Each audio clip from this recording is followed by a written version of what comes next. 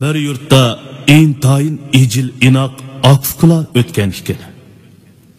Ular ishchan ota-onaning himoyasida rohat farog'atda xushal-xuram yashaydi ekan. Bular tozi pishib yetilganda ota-onasi kasal bilan oqoqidan o'lib ketar ekan. Turmuşda yüleksiz qolgan qarindoshlar rizq izlab, cho'ng bo'lgan yurtini tashlab, suygan yoranlardan ayrilib, boshqa yurtlarga ketishga majbur bo'ldi.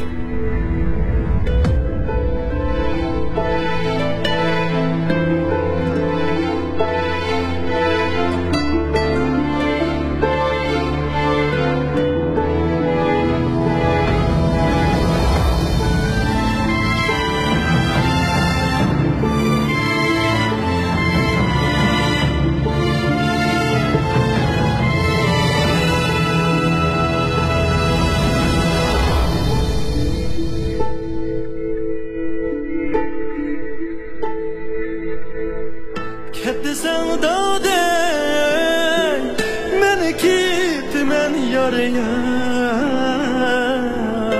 Ketme desem bu gitme